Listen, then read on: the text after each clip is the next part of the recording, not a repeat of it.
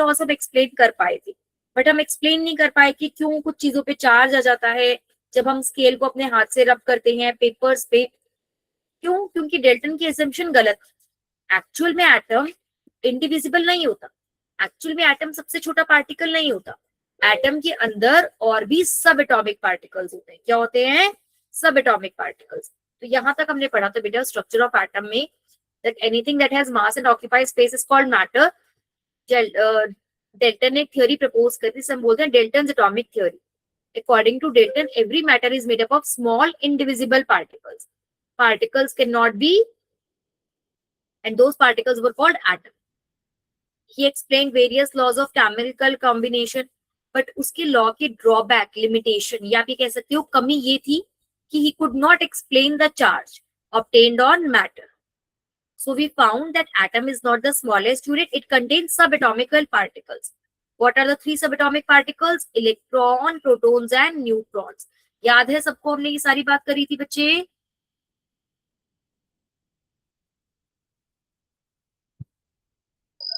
Yes, ma'am. एक एक करके डिस्कवरी पढ़ा था, how the discovery of electron was done.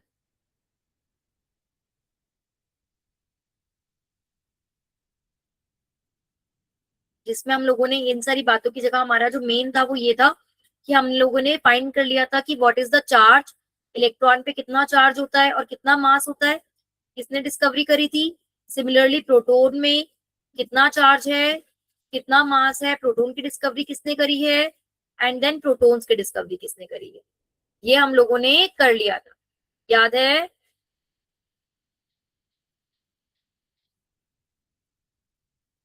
That mass of electron is 9.1 into 10 raised to the power minus 31 kg. Charge on electron is minus 1.60 into 10 raised to the power minus 19 coulomb. Protons has the mass of 1.6726 into 10 raised to the power minus 27 kg, and charge is plus 1.602176 into 10 raised to the power minus 19 coulomb. The charge on the electron and the charge on the proton is equal, and that is why the atom is neutral. क्योंकि जितना negative charge है बेटा उतना ही positive charge है, तो दोनों एक दूसरे को क्या कर देते हैं? बैलेंस कर देते हैं। क्लियर है? And the third is neutron. Neutron means एक थर्ड सब एटॉमिक पार्टिकल जिसके ऊपर कोई चार्ज नहीं होता, बट उसका मास प्रोटॉन जितना ही होता है। तो बेटा प्रोटॉन और इलेक्ट्रॉन का चार्ज इक्वल होता है, mass of proton mass of neutron के इक्वल होता है, न्यूट्रॉन पे चार्ज 0 होता है, और इलेक्ट्रॉन का मास नेग्लिजिबल होता है, ना के बराबर।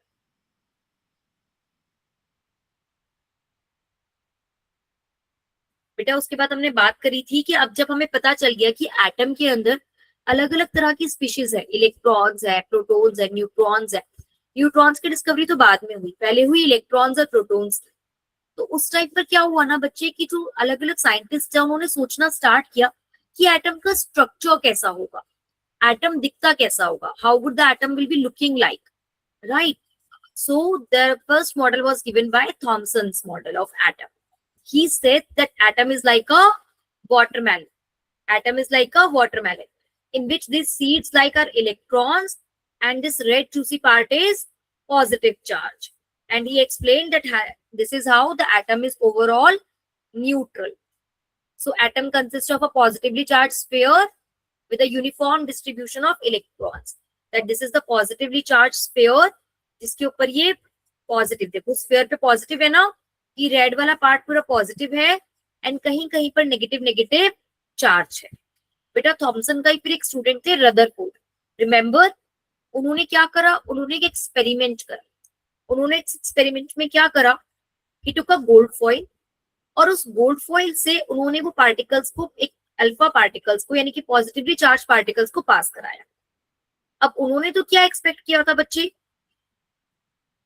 कि जो एटम का मॉडल है, जो थॉमसन ने मॉडल दिया है, थॉमसन के मॉडल के अकॉर्डिंग उन्होंने तो ये एक्सपेक्ट करा था ना, ये देखो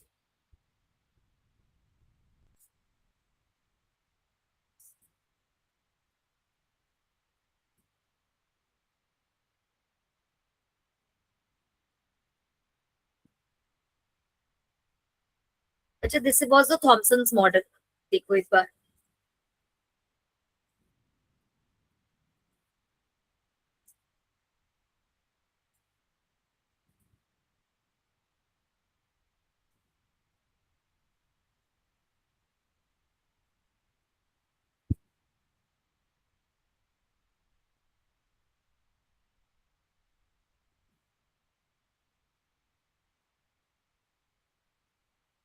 Yes, this is the positive part. And then he said that there are electrons embedded like this, right? This was the Thomson's model. Is this clear? Yes, ma'am. बच्चा जो रदरफोर्ड थे, वो जो उनके स्टूडेंट थे थॉमसन मॉडल के, तो उन्होंने क्या एक्सपेक्ट किया था कि अगर एटम ऐसा दिख रहा है और अगर मैं इस एटम पे अल्फा रेज मारूंगा, अल्फा रेज मतलब बेटा एक ऐसी रेज होती है जिसमें पॉजिटिवली चार्ज पार्टिकल्स होते हैं, तो उन्होंने क्या एक्सपेक्ट किया था कि जैसे मैं अल्फा रेज मारूंगा, ये अल्फा रेज पॉजिटिवली चार्ज है और ये एटम जो है ये भी पॉजिटिवली चार्ज है, तो उन्होंने क्या सोचा था कि ये जो रेज है ये क्या कर जाएंगी, डिफ्लेक्ट कर जाएंगी या फिर वापस आ जाएंगी, डिफ्लेक्ट कर जाएंगी और क्या होगा, वापस आ जाएगी। कोई भी रेस सीधी सीधी नहीं जा पाएगी, सब रेस क्या कर जाएंगी, डिफ्लेक्ट कर जाएंगी और वापस आ जाएगी, ऐसा उन्होंने एक्सपेक्ट किया था। बट एक्चुअल में उन्होंने क्या ऑब्जर्व किया, उनकी ऑब्जर्वेशंस क्या आई बेटा, that most of the alpha particles went undeflected, जो ज्यादातर अल्फा पार्टिकल्स थे वो स्ट्रेट चले गए, few alpha particles were deflected by small angle, कोई कोई ही अल्फा पार्टिकल्स बहुत ही छोटे एंगल से, मतलब स्ट्रेट जा रहा है जा रहा है जा रहा है, और बहुत ही कई ऐसे हैं जो डिफ्लेक्ट हुए, देखो कोई कोई था जो डिफ्लेक्ट हुआ, अदरवाइज ज्यादातर क्या जा रहे हैं, स्ट्रेट जा रहे हैं, और बहुत ही कोई अल्फा पार्टिकल 1 in 20,000 वो ऐसे वापस आया, बाकी सारे अल्फा पार्टिकल्स क्या थे, स्ट्रेट चले गए अनडिफ्लेक्टेड। तो बेटा एक बात बताओ, जब उन्होंने ये ऑब्जर्व किया तो उसके बाद उन्होंने क्या कंक्लूड करा, उन्होंने ये कंक्लूड करा कि जो इसका मतलब एटम है उसके पास बहुत सारा एम्प्टी स्पेस है, खाली जगह है, तभी तो वहां से जो रेस पार्टिकल्स हैं वो बिल्कुल सीधी सीधी जा पा रही है। Is this clear?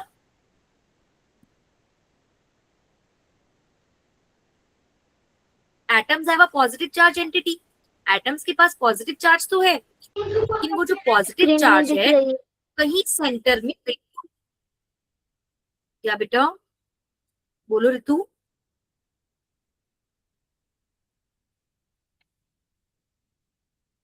उन्होंने बोला कि पॉजिटिव चार्ज है तो सही, बट पॉजिटिव चार्ज सेंटर में प्रेजेंट है, पॉजिटिव चार्ज जैसे हर जगह फैला हुआ नहीं है, पॉजिटिव चार्ज सेंटर में है और सेंटर में ही सारा का सारा मास भी है। दिख रही है ma'am. Ritu I can not here you बेटा, क्या तो आप चैट बॉक्स में लिख दो, आपकी आवाज बहुत कट के आ रही है।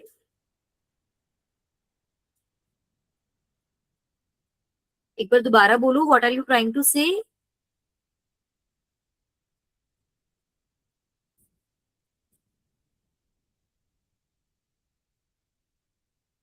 ओके बेटा आप एक बार ना चैट बॉक्स में लिख दो सो दैट फिर मेरे को समझ में आ जाए।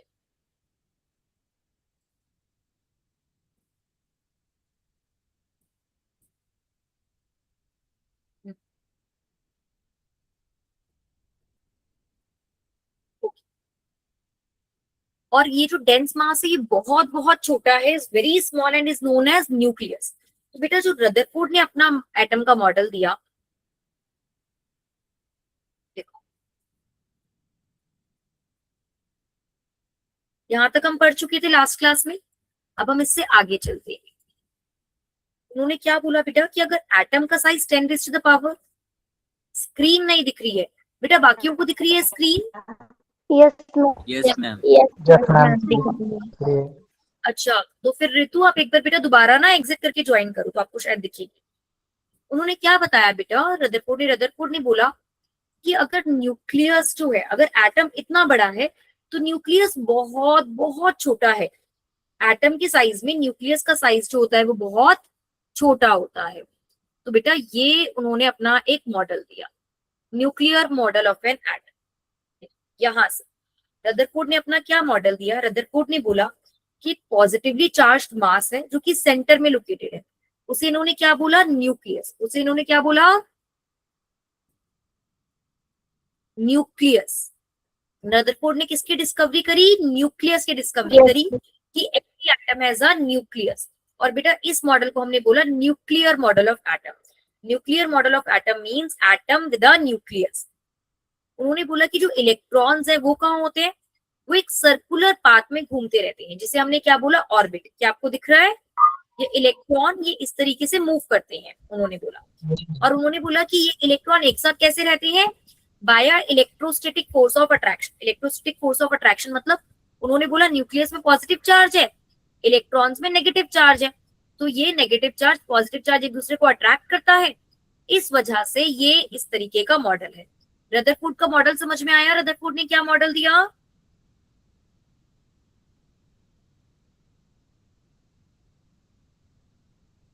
क्लियर है सभी को? Yes ma'am. Okay okay okay.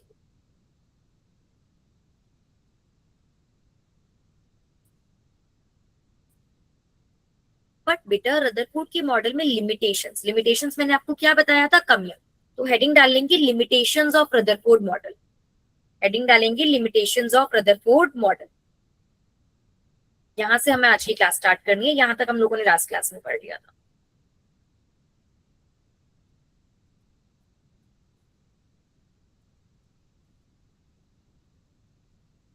Limitations of Rutherford model. बेटा एक बात बताओ, ये जो इलेक्ट्रॉन है ये ऐसे घूम रहा है, ये इलेक्ट्रॉन चार्ज स्पीशीज है या फिर नॉन चार्ज स्पीशीज है? मैम किसी ना किसी इलेक्ट्रॉन कोई ना कोई तो चार्ज होता है, एक तो नेगेटिव होता है एक तो पॉजिटिव। बिल्कुल, वेरी गुड। उस पर नेगेटिव, पॉजिटिव नहीं बेटा, नेगेटिव चार्ज।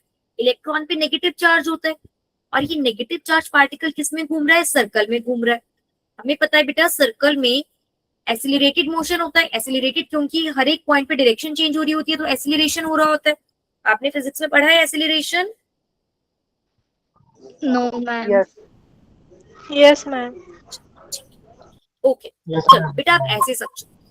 एक बात बताओ, ये जो इलेक्ट्रॉन है जब ये ऐसे घूम रहा होगा, तो क्या घूमते घूमते इस इलेक्ट्रॉन की एनर्जी रिलीज नहीं होगी, एनर्जी कम नहीं होगी इस इलेक्ट्रॉन की? और अगर इलेक्ट्रॉन की एनर्जी कम होगी तो अल्टीमेटली इलेक्ट्रॉन क्या होगा, पहले बड़े सर्कल में घूम रहा होगा, लेकिन एनर्जी कम हो जाएगी तो सर्कल छोटा हो जाएगा, फिर और छोटा और छोटा और छोटा, और अल्टीमेटली वो किस में गिर जाएगा, न्यूक्लियस में गिर जाएगा। तो रदरफोर्ड का मॉडल ये बात एक्सप्लेन ही नहीं कर पाया। लिमिटेशंस क्या थी कि Rutherford could not explain the stability of electron in an orbit. वो एक्सप्लेन नहीं कर पाया कि इस ऑर्बिट में घूमते घूमते इलेक्ट्रॉन स्टेबल कैसे है, क्योंकि एक्चुअल में तो जो इलेक्ट्रॉन है उसकी स्टेबिलिटी कम होकर इलेक्ट्रॉन को न्यूक्लियस में गिर जाना चाहिए था। डिस्ट्रीब्यूशन ऑफ इलेक्ट्रॉन्स, वो ये भी नहीं बता पाए कि जो अलग अलग इलेक्ट्रॉन्स होते हैं, जैसे सोडियम के पास 11 इलेक्ट्रॉन्स हैं, या क्लोरीन के पास 17 इलेक्ट्रॉन्स हैं, या हीलियम के पास 2 इलेक्ट्रॉन्स हैं, तो क्या ये सभी इलेक्ट्रॉन्स एक ही जगह रहते हैं, या ये किस तरीके से डिस्ट्रीब्यूटेड है? किसी इलेक्ट्रॉन को निकालना इतना आसान क्यों है, किसी इलेक्ट्रॉन को निकालना इतना मुश्किल क्यों है? तो वो ये एक्सप्लेन नहीं कर पाए। तीसरी चीज वो नहीं एक्सप्लेन कर पाए बेटा, what is that is atomic spectrum. Spectra क्या होता है इसको मैं आपको अभी समझाती हूँ। आप लोगों ने रेनबो देखा है कभी? यस सबने देखा है रेनबो बारिश के बाद? Yes ma'am. बेटा जैसे उसमें कलर्स होते हैं ना, तो उसे हम बोलते हैं स्पेक्ट्रम। तो उस तरीके का स्पेक्ट्रा हमें एटम्स के साथ भी मिलता था, कि जब हमने एटम्स को कुछ कुछ डिवाइस के नीचे देखा तो हमने देखा एटम्स भी कुछ स्पेसिफिक कलर की लाइट्स दे रहे हैं, कुछ स्पेसिफिक कलर का स्पेक्ट्रा दे रहे हैं। तो ये सारी बातें रदरफोर्ड एक्सप्लेन नहीं कर पाए। क्या ये बात क्लियर हुई? Yes ma'am. तो इस वजह से हमें रदरफोर्ड की मॉडल से भी आगे आना पड़ा। अब हम यहाँ पे समझेंगे बेटा नेक्स्ट मॉडल पर आने से पहले कुछ की terms, atomic number and atomic mass. Heading डालेंगे बेटा atomic number and atomic mass.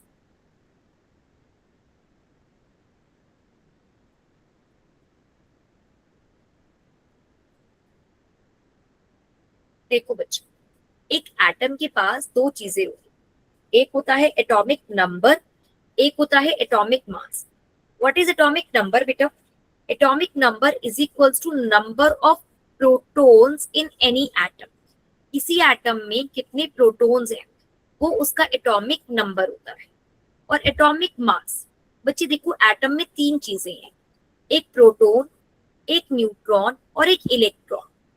इसमें जो इलेक्ट्रॉन होता है उसका मास बिल्कुल नेग्लिजिबल होता है, ना कि बराबर। तो जो भी टोटल मास होता है बेटा वो किसकी वजह से होता है? प्रोटॉन एंड न्यूट्रॉन की वजह से। तो अगर हम एक एटम का मास निकालना है तो एटम का मास कैसे निकाल सकते हैं? Number of protons plus number of neutrons. क्या ये बात क्लियर हुई? Yes, ma'am. एटॉमिक नंबर को बेटा हम Z से रिप्रेजेंट करते हैं और एटॉमिक मास को हम A से रिप्रेजेंट करते हैं। तो अब हमें किसी भी एलिमेंट को रिप्रेजेंट करना होता है, मतलब लिखना होता है, तो हम कैसे लिखते हैं? उस एलिमेंट का सिंबल लिखते हैं, नीचे उसका एटॉमिक नंबर लिखते हैं, ऊपर उसका एटॉमिक मास लिखते हैं। जैसे हीलियम, हीलियम का एटॉमिक नंबर है 2, एटॉमिक मास है 4, तो हमने हीलियम को ऐसे लिख दिया। अच्छा, नाइट्रोजन, नाइट्रोजन का एटॉमिक नंबर क्या होता है बेटा? नाइट्रोजन का सिंबल क्या होता है पहले तो ये बताओ? N. 10 and the atomic number is nitrogen का एटॉमिक 7. नंबर कितना होता है? 7। कितना होता है एटॉमिक नंबर? 7। और उसका मास कितना होता है बेटा? 14। 14. तो नाइट्रोजन को हम ऐसे रिप्रेजेंट करते हैं, ठीक है। अच्छा बेटा एक बात बताएंगी, आप में से किस किस को 20 तक के एलिमेंट्स याद हैं एटॉमिक नंबर वाइज? क्या आप लोगों ने 10th में याद करे हैं? Yes. Yes, ma'am. सबने? ओके। Yes, ma'am. निकिता आप मेरे को सुना सकते हो 1 से लेकर 10 तक के एलिमेंट्स? निकिता केदर।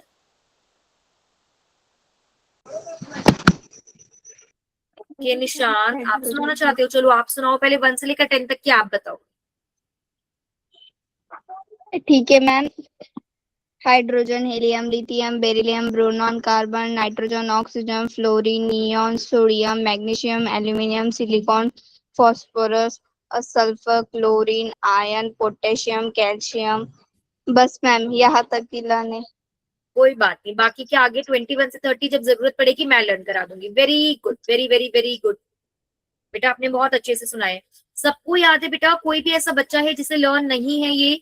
आप बता सकते हो अगर आपको लर्न नहीं है तो। लर्न नहीं है बेटा तो भी आपको लर्न करने हैं ये, ठीक है। आप कहोगे तो मैं यहाँ पर लिख भी दूंगी लाइन वाइज। क्या मुझे यहाँ पर लाइन वाइज 1 से लेकर 20 तक लिखने की रिक्वायरमेंट है या आपको याद है?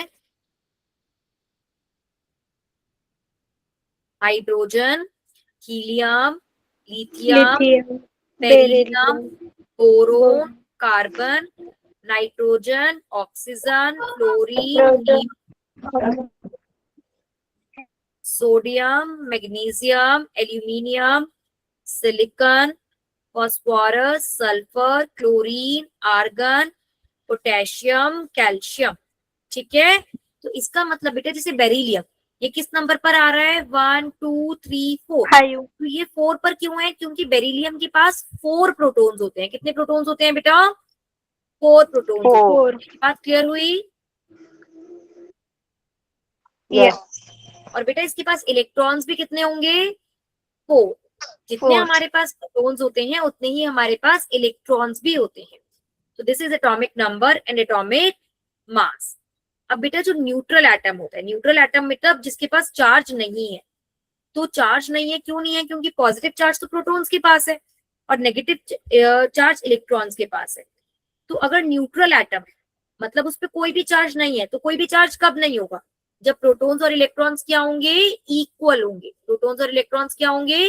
इक्वल होंगे। क्या ये बात क्लियर हुई? क्या मैम फिर से एक और बताएंगे? अच्छा एक और बार बता दो,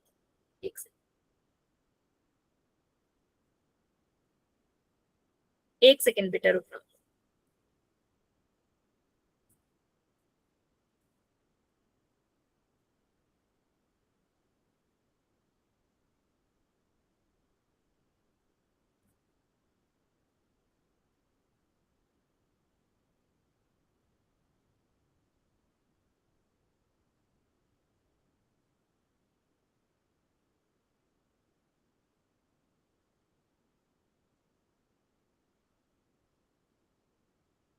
देखो बच्चे, जो हमारा एटम होता है ना बच्चे, वो अपने आप में न्यूट्रल होता है। न्यूट्रल मतलब उस पे कोई भी चार्ज नहीं है। अब बेटा उस पे कोई भी चार्ज नहीं है, क्यों नहीं है? Because positive charge equals to negative charge. जब पॉजिटिव चार्ज और नेगेटिव चार्ज इक्वल होंगे तभी तो एटम क्या होगा? न्यूट्रल होगा। क्या ये बात क्लियर हुई बच्चे? Yes ma'am. अच्छा, पॉजिटिव चार्ज क्या है? प्रोटॉन्स। तो बेटा if number of protons is equals to number of electrons, अगर नंबर ऑफ प्रोटॉन्स और नंबर ऑफ इलेक्ट्रॉन्स इक्वल है तो ऐसे में एटम पे कैसा चार्ज होगा? Atom will be neutral. Atom will be neutral, no charge, कोई चार्ज नहीं होगा। फॉर एग्जाम्पल नाइट्रोजन, तो नाइट्रोजन के पास 7 इलेक्ट्रॉन्स है और 7 प्रोटॉन्स है, तो अभी नाइट्रोजन पे कोई भी चार्ज नहीं है। या हीलियम, हीलियम के पास 2 इलेक्ट्रॉन्स है और 2 ही प्रोटॉन्स है, तो इस पे कोई भी चार्ज नहीं है। क्या ये बात क्लियर हुई बच्चे? Yes, ma'am. अच्छा, but मतलब मैम जिस पे जितना चार्ज हो उसके पास उतने ही इलेक्ट्रॉन्स होंगे। हाँ, मतलब जितना इलेक्ट्रॉन्स है जितने प्रोटॉन्स हैं, अगर वो दोनों बराबर हैं तब तो एटम पे कोई भी चार्ज नहीं होगा। बट अगर मानो बेटा केस 1, एटम डोनेट्स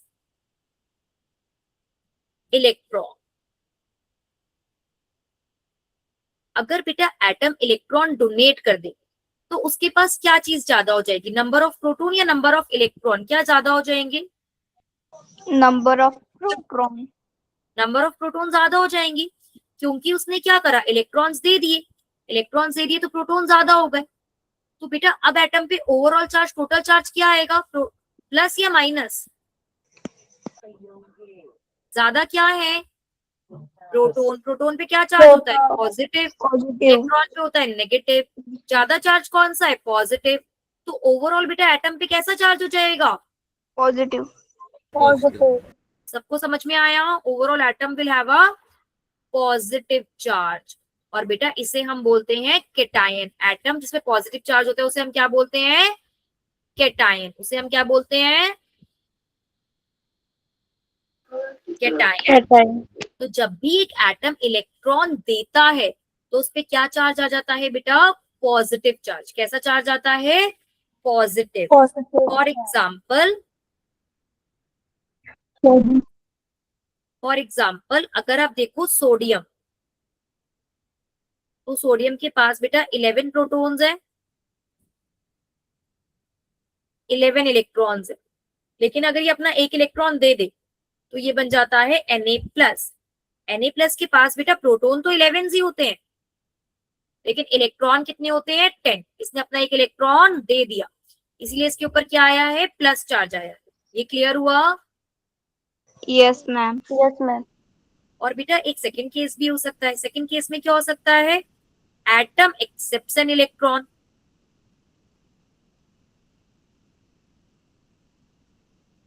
एक्सेप्ट्स या गेन, एटम एक इलेक्ट्रॉन क्या करे? एक्सेप्ट कर ले या गेन कर ले। तो ऐसे में क्या होगा बेटा? ऐसे में क्या चीज ज्यादा हो जाएगी? प्रोटॉन या इलेक्ट्रॉन? अगर एटम ने इलेक्ट्रॉन ले लिया बाहर से तो माइनस बेटा इलेक्ट्रॉन चार्ज। ज्यादा हो जाएंगे, number of electron will be more. और अगर इलेक्ट्रॉन मोर होंगे तो atom will B negatively charge. Atom will B, negatively charge. Atom पर एक नेगेटिव चार्ज आ जाएगा। Negative. इसे हम बोलते हैं एनायंस। इन्हें हम क्या बोलते हैं? एनायंस। फॉर एग्जाम्पल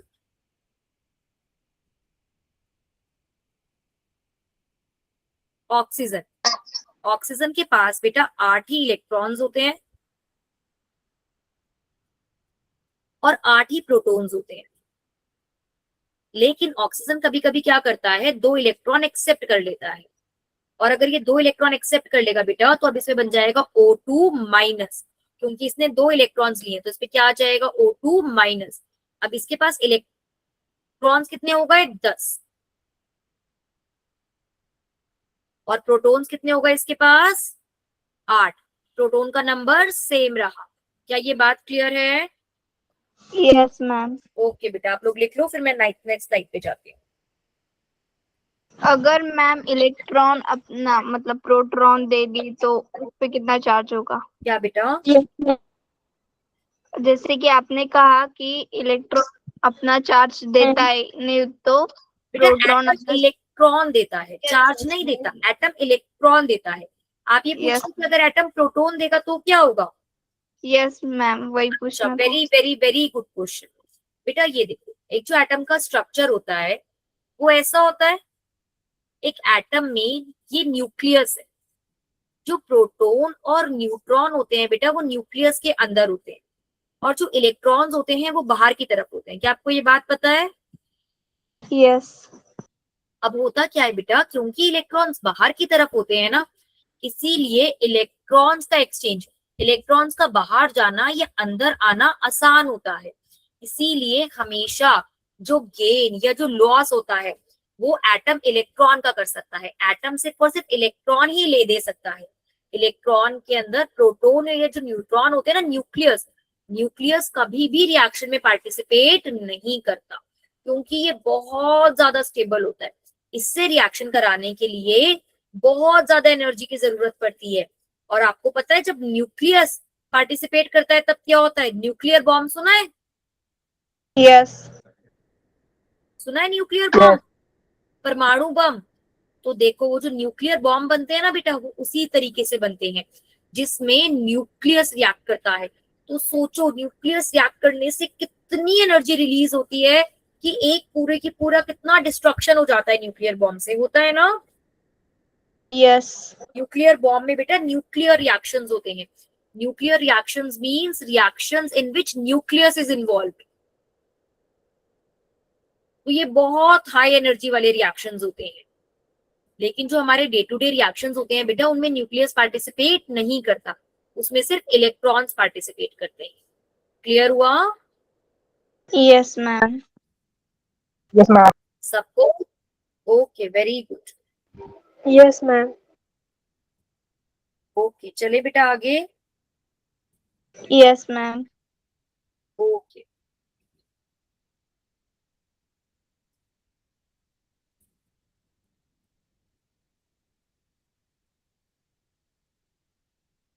देखो, positively charge species, negatively charge species. Positive में प्रोटॉन ज्यादा होते हैं, नेगेटिवली में इलेक्ट्रॉन ज्यादा होते हैं। ये हमने पढ़ लिया था।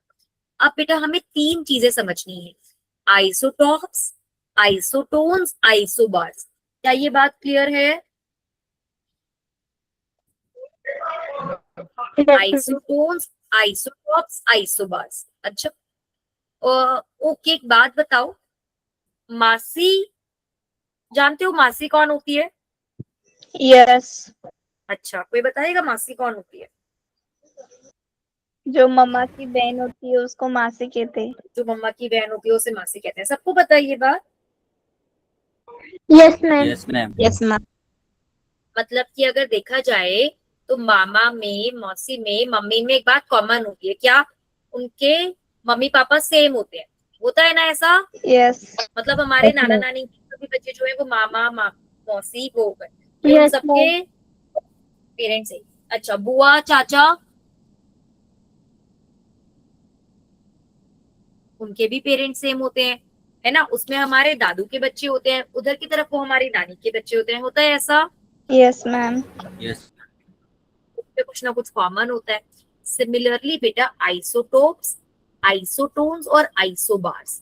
बेटा आइसोटोप्स होते हैं equal number of protons when there are two different types of atoms that have the equal number of protons, or I can say that their atomic number is same. Their atomic number is same, or their atomic mass can be different. हो सकता है number of neutrons अलग हो, but protons same है, तो उन्हें हम क्या बोलते हैं बेटा? आइसोटॉप्स। क्या बोलते हैं उन्हें हम? आइसोटॉप्स। जैसे इन दोनों के पास है बेटा, I जैसे इन दोनों की ही क्लोरीन के पास नंबर ऑफ प्रोटॉन्स 17 है, नंबर ऑफ न्यूट्रॉन्स एक के पास 18 है और एक के पास 20 है, तो नंबर ऑफ न्यूट्रॉन्स अलग होने की वजह से दोनों का मास नंबर अलग अलग आ रहा है, इसका 35 आ रहा है, इसका 37 आ रहा है। बट अगर किसी भी दो स्पीशीज के नंबर ऑफ प्रोटॉन्स सेम होते हैं या इक्वल नंबर ऑफ प्रोटॉन्स होते हैं, एटॉमिक नंबर सेम होता है, then they are called isotopes. They are called isotopes. Clear हुआ? आइसोटोन्स, आइसोटोन्स होते हैं बेटा इक्वल नंबर ऑफ न्यूट्रॉन्स, जिनके पास न्यूट्रॉन्स इक्वल होते हैं। फॉर एग्जाम्पल ये देखिए, अगर मैं नंबर ऑफ प्रोटॉन्स देखती हूँ, number of Yes, ma'am. Protons sodium के पास 11 है, मैग्नीशियम के पास 12 है, लेकिन सोडियम का एटॉमिक नंबर 23 आ रहा है। तो वो कैसे आया? उसके पास भी 12 है और उसके पास भी 12 है। देखो 12 + 11 23, 12 + 12 24। तो जब न्यूट्रॉन सेम होते हैं तो उन्हें हम क्या बोलते हैं? आइसोटोन्स। उन्हें हम क्या बोलते हैं? आइसोटोन्स। क्लियर है? Yes, ma'am. उसके बाद है बेटा आइसोबार्स। आइसोबार्स क्या होते हैं? जिनका मास सेम होता है, एटॉमिक नंबर अलग है बट मास नंबर सेम है। हो सकता है नंबर ऑफ प्रोटॉन्स अलग हो, नंबर ऑफ न्यूट्रॉन्स भी अलग हो, लेकिन टोटल सेम आ रहा है। फॉर एग्जाम्पल देखो, कार्बन, नाइट्रोजन। अगर प्रोटॉन्स की बात करती हूँ तो कार्बन के पास 6 प्रोटॉन्स होते हैं, न्यूट्रॉन्स के पास 7 होते हैं। न्यूट्रॉन, इस वाले कार्बन में 8 न्यूट्रॉन है और इस कार्बन में 7 न्यूट्रॉन है। तो बेटा ना तो प्रोटॉन सेम है ना न्यूट्रॉन सेम है, लेकिन अगर आप टोटल करो, मास निकालो, तो इसका भी 14 आएगा और इसका भी 14 आएगा। तो when they have the same atomic mass, then they are called isobars. ये क्लियर हुआ? Yes, ma'am. Isotopes, isotones, isobars, और बेटा एक और होता है आइसो इलेक्ट्रॉनिक। आइसो इलेक्ट्रॉनिक वो भी करा।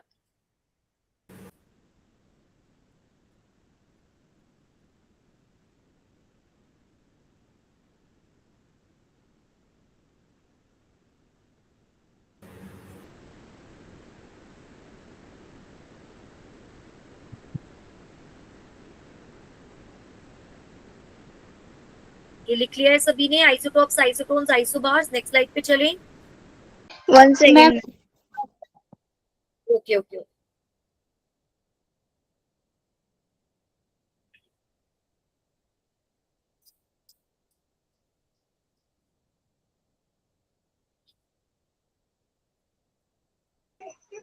लिख लिया मैम। लिख लिया? चलो, एक होता है बेटा आइसो इलेक्ट्रॉनिक। आइसो वर्ड का मतलब होता है बेटा सेम। तो आइसोटॉप्स जिसके अंदर सेम प्रोटॉन्स है, सेम एटॉमिक नंबर है। आइसोटोन्स जिनके पास सेम न्यूट्रॉन्स है। आइसोबार्स जिनका मास सेम है। और आइसो इलेक्ट्रॉनिक, नाम से ही पता चल रहा है क्या होगा? सेम नंबर ऑफ इलेक्ट्रॉन्स, जिनके पास सेम नंबर ऑफ इलेक्ट्रॉन्स हो। For example neon, O2 minus, F minus, Na+, Mg+2, Al+3। ध्यान से देखो बेटा, नियॉन के पास कितने इलेक्ट्रॉन्स होते हैं? यहां से देखो, hydrogen, helium, lithium, beryllium, boron, carbon, nitrogen, oxygen, fluorine. Neon, sodium, magnesium, aluminium, silicon, phosphorus. अभी मैं पूरा नहीं लिख रही हूँ, यहाँ से लिख रही हूँ। 6, 7, 8, 9, 10, 11, 12, 13, 14, 15 एंड सो। नियॉन के पास कितने इलेक्ट्रॉन्स होंगे बेटा? 10। अच्छा, ऑक्सीजन के पास कितने इलेक्ट्रॉन्स होते हैं बेटा? 8 और 2 माइनस। 2 माइनस, इसने 2 एक्स्ट्रा इलेक्ट्रॉन ले रखे होंगे, तो इसके पास भी कितने हो गए? 10। एफ के पास कितने? 9 और 1 माइनस का चार्ज, मतलब इसने भी 1 इलेक्ट्रॉन ले लिया, तो इसके पास भी कितने हो गए? 10। Na+, देखो Na के पास कितने थे? 11, और प्लस का मतलब उसने 1 इलेक्ट्रॉन दे दिया, 10। Mg+2, 12 थे, 12 में से 2 दे दिए, 10। एल्यूमिनियम, 13 थे, 13 में से 3 दे दिए, 10. So all these are isoelectronic species. इन सबको हम क्या बोलते हैं?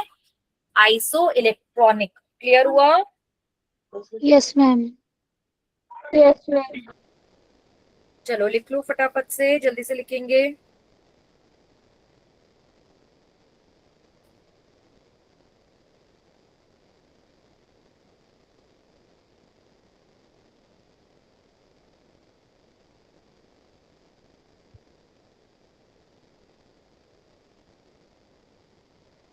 डन.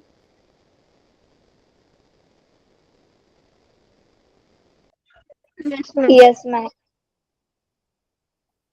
ओके भाई, चलो देखो. Few nuclides A and B are isoneutronic. Their atomic masses are 76 and 77 respectively.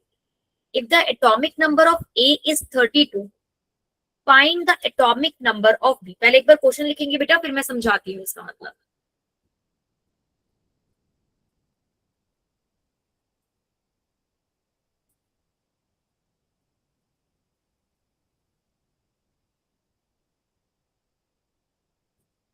देखो, आइसोन्यूट्रॉनिक, बेटा नाम से समझ में आ रहा होगा. Isoneutronic means same number of neutrons. ये समझ में आया?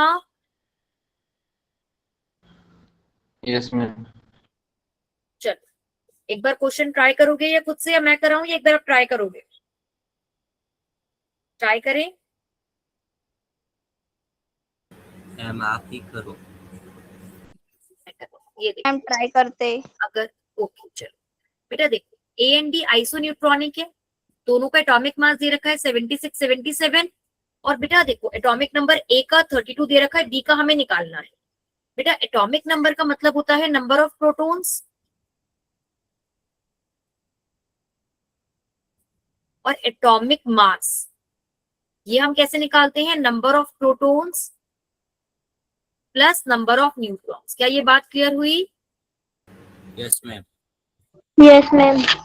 ए जो है, ए का हमें एटॉमिक नंबर दे रखा है 32 और हमें उसका मास नंबर दे रखा है 76. तो क्या हम ए का नंबर ऑफ न्यूट्रॉन्स निकाल सकते हैं? कैसे निकालेंगे देखो.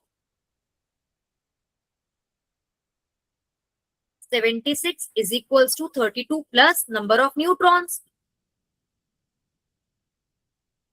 तो उनकी टोटल मास नंबर होता है प्रोटॉन्स प्लस न्यूट्रॉन्स के. क्लियर हो रहा है बच्चे? Yes. तो मास नंबर आ जाएगा 77. Mass number is equals to proton plus neutron. तो बेटा यहां से न्यूट्रॉन कितने आएंगे? 76 माइनस 32, तो कितने आ गए? 44 आ गए. Yes. 44. बेटा उन्होंने क्या बोला? आइसोन्यूट्रॉनिक. आइसोन्यूट्रॉनिक मतलब number of neutrons of A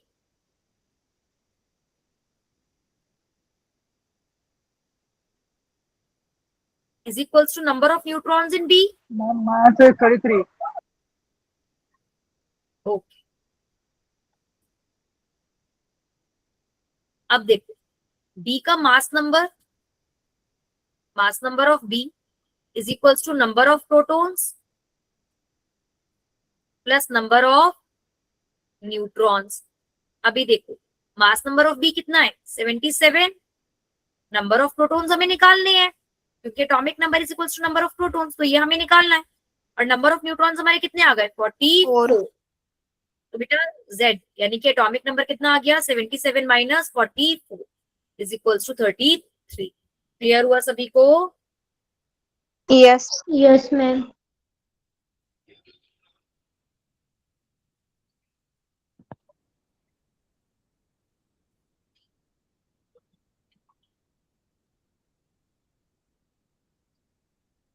done. चलें आगे. Yes, ma'am. Yes, ma'am. चलो okay, then ready for a challenge. ये वाला क्वेश्चन है बेटा, यहां से हम लोगों ने ये सारी चीजें पढ़ ली. ठीक है, चलो अब मैं आपको एक क्वेश्चन देती हूँ, आप एक क्वेश्चन करो.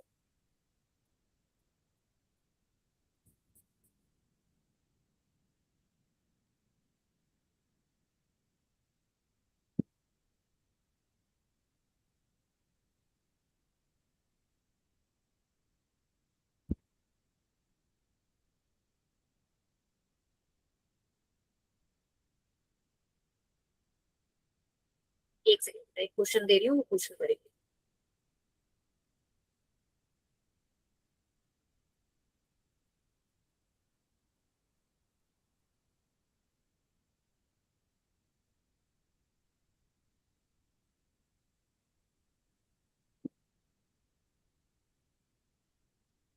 क्वेश्चन लिखेंगे,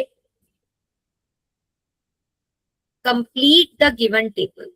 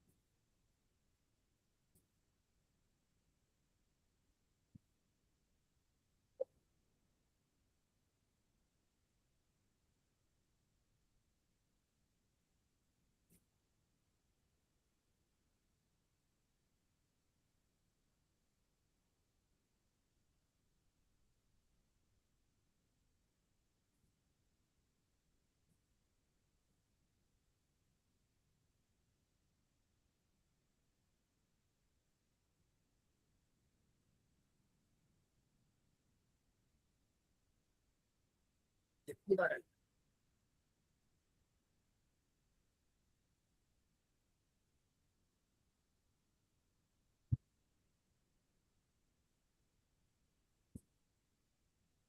एटॉमिक नंबर, एटॉमिक मास, ठीक है।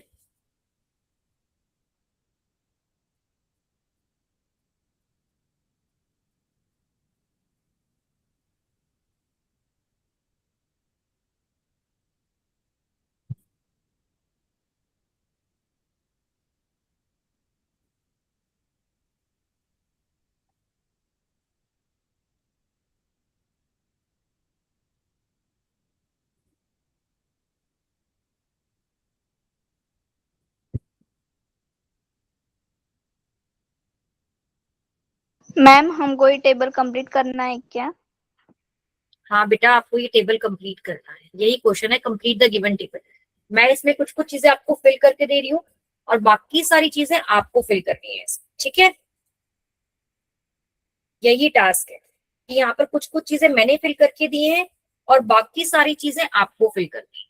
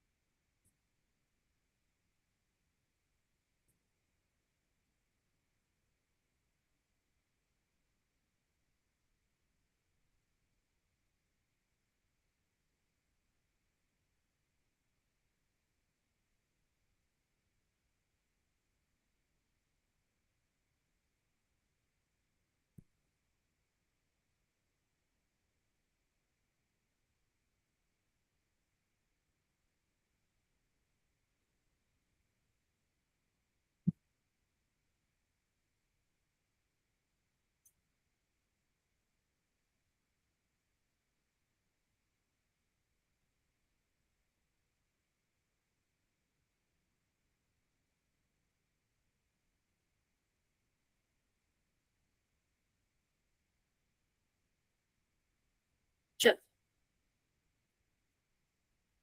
एक बार अच्छे से टेबल बनाओ, फिर हम ये टेबल डिस्कस करें। Okay ma'am. तो करो, ये होमवर्क के लिए लिखो, टेबल का स्क्रीनशॉट ले लो, कुछ भी करो। ये हम लोग नेक्स्ट क्लास में जब हम करेंगे ना, तब हम इसी टेबल से स्टार्ट करेंगे। इस टेबल को एज अ होमवर्क करो।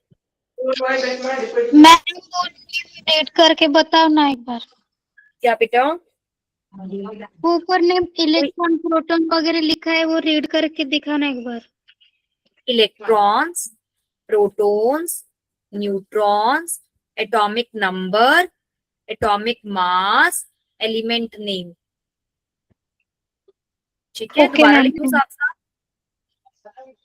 मैम हम ये टेबल आपको बताए क्या, मतलब हमने जो लिखा है वो टेबल? नहीं, अभी नेक्स्ट टाइम में आपको ये सारा फिल करना है। जैसे मैंने O2 माइनस का न्यूट्रॉन बता दिया है, लेकिन इसके इलेक्ट्रॉन, इसके प्रोटॉन, इसका एटॉमिक नंबर, इसका एटॉमिक मास, इसका एलिमेंट नेम, ये सब आपको बताना है। समझ में आया? क्या करना है आपको? ये सारे फिल करने हैं। तो मैम अब हम ये यहाँ पर बता सकते हैं या कल बताए? कल कल कल जब हम लोग अभी होमवर्क में, अभी तो पूरी टेबल आप जब करोगे ना, पूरी टेबल करके रखोगे, पूरी टेबल की मैं चैट बॉक्स में या एक किसी का भी कैमरा खुलवा के और मैं वो चेक करूंगी कि सबकी टेबल के अंदर क्या क्या आंसर्स आ रहे हैं। तो सबको अपनी टेबल, अपनी नोटबुक में ये टेबल बनानी है और ये फिल करनी है। क्लियर हुआ? Yes ma'am. Yes, ma'am. या तो इसका भी स्क्रीनशॉट ले सकते हो या हाथ के हाथ ड्रॉ करना चाहो तो ड्रॉ भी कर सकते हो। मैंने साफ साफ भी लिख दिया है। तो जो चीजें मैंने भरी है उसके अलावा ये जितना भी रेड डैश है, ये सारे रेड डैश आपको भरने हैं। ठीक है? ओके। ओके बेटा, लिख लिया है सबने? हटा दूं screen? Yes ma'am.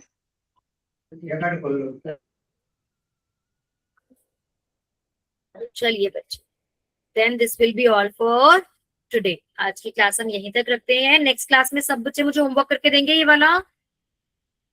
Ma'am Yes, ma'am. हम आपको जो टेबल Yes, ma'am. करके देंगे उसका स्क्रीनशॉट भेजना है हमें आपको।